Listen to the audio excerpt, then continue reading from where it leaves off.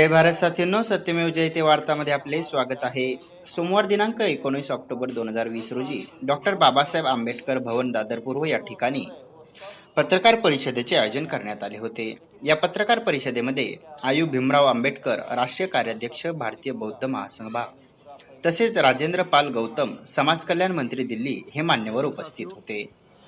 या परिषदेत पुढील कार्यक्रमाची घोषणा यांनी केली, जसे की ओबीसी बहुजन सक्षमीकरण करण्यासाठी भगवान बुद्ध बँकेची स्थापना करून व्यापार निर्मिती, जैविक शेतीचा प्रसार करणे, भारतात 10 कोटीपेक्षा जास्त एससी, एसटी, ओबीसी, एनटी बहुजनांच्या बौद्ध धम्म दीक्षा समारंभाचे आणि संपूर्ण भारतामध्ये बुद्ध विहारची जनगणना करून महाधम्म संघाची स्थापना करून मिशन बा 2023 ते 2025 राबविणे, एससी, एसटी, ओबीसी, एनटी बहुजनांच्या जनगणना होण्यासाठी अभियान सुरू करणे, दलित मुस्लिम महिलांच्या अत्याचाराच्या विरुद्ध समता सैनिक दल पूर्ण भारतात स्थापन करून मजबूत करण्यासाठी प्रयत्न करणे, 26 नोव्हेंबर संविधान दिवस, 28 नोव्हेंबर महात्मा फुले स्मृती दिन आणि 6 डिसेंबर डॉक्टर बाबासाहेब आंबेडकर महापरिनिर्वाण दिन साजरा करणे।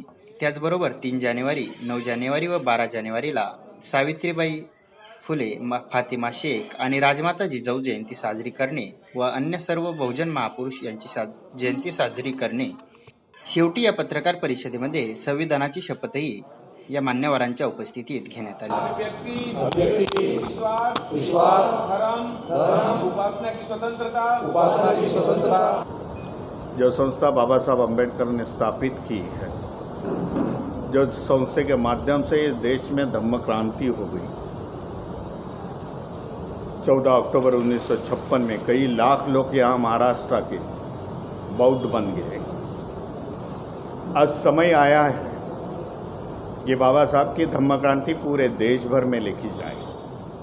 हमारा प्रयास लगातार चालू है। बुद्धिस्ट सोसाइटी ऑफ इंडिया का, बुद्धिस्ट सोसाइटी ऑफ इंडिया 22 राज्यों में कार्यरत है और लोगों को बौद्ध धम्म की ओर हम लोग दीक्षा दे रहे हैं, बौद्ध धम्म की ओर ला रहे हैं।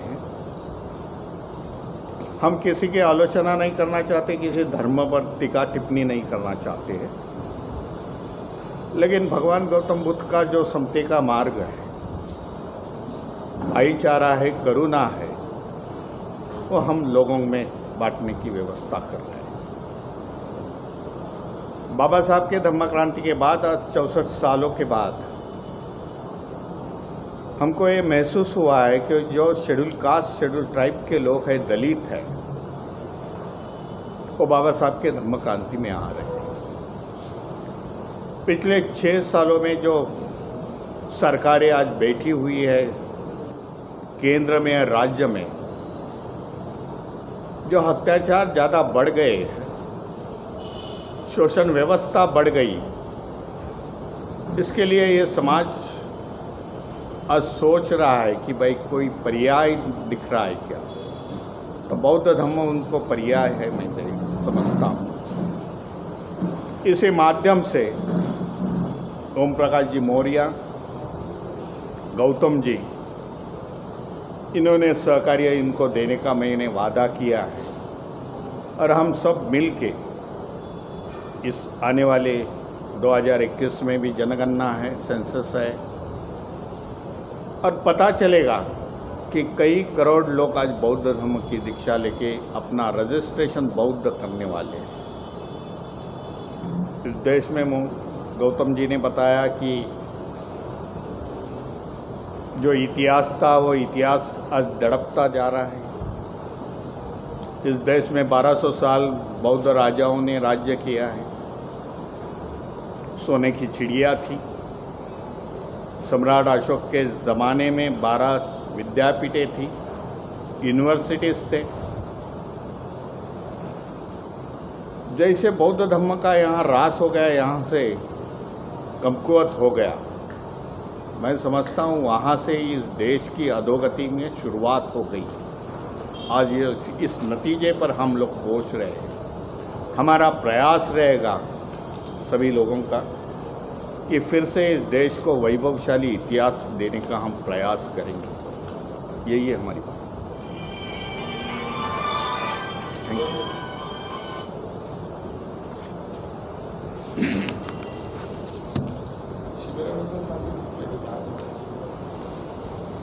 काय विचारलं तर और कुछ ठीक है चलो।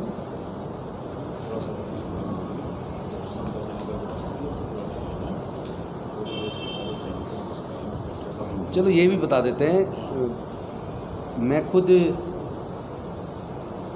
1986-87 से समता सैनिक दल के बारे में पता लगा कि बाबा साहेब ने समता सैनिक दल बनाया था। युवाओं की एक फोर्स बनाई थी जो समता मैत्री भाईचारे पर आधारित जाति विहीन वर्ग विहीन न्यायपूर्ण समाज की स्थापना के लिए बनाया, उससे जुड़ा। और राजनीति 2014 नवंबर में ज्वाइन की, तब तक समता सैनिक दल के एक सिपाही के तौर पे काम किया। और लास्ट में तो करीब करीब 8 साल राष्ट्रीय प्रधान महासचिव भी रहा हूँ। और आज ये समय की मांग है कि पूरे देश में समता सैनिक दल की ज़रूरत है, क्योंकि अगर हम चाहते हैं हमारा देश समता मैत्री भाईचारे पर आधारित जाति विहीन वर्ग विहीन न्यायपूर्ण समाज की हमारे देश में स्थापना हो, तो वो बुद्ध के मार्ग से, समता सैनिक दल के माध्यम से, बुद्धिस्ट सोसाइटी ऑफ इंडिया के माध्यम से संभव है। दूसरा मार्ग मुझे नहीं लगता कि कोई और दूसरा है। तो हमें इसको भी पूरे देश के अंदर समता सैनिक दल के सैनिक का भी निर्माण करेंगे, उनके चरित्र का निर्माण करेंगे, ताकि कैडराइज हमारा सैनिक निकले जो बीड़ी सिगरेट शराब बीड़ी पान तम्बाकू गुटखा तमाम तरह के नशे से दूर हो, जो चरित्रवान हो। क्योंकि एक चरित्रवान व्यक्ति ही बुद्धिज़्म के मार्ग पे मजबूती के साथ चल सकता है, कोई दूसरा नहीं चल सकता। तो इसलिए हम समता सैनिक दल के भी सैनिक पूरे देश के अंदर बनाएंगे और मुझे विश्वास है कि हम हर हालत में कामयाब होंगे। मागच्या जर बहुधांचा सेन्सेसचा आकडा बघितला जनगणनेचा, तर देशव्यापीमध्ये काहीतरी 84 लाख दाखवलेले आहेत आणि महाराष्ट्रामध्ये 65 लाख आहे समथिंग। तेव्हा देखील आमचं म्हणणं होतं की जनगणना बरोबर झालेली नाही।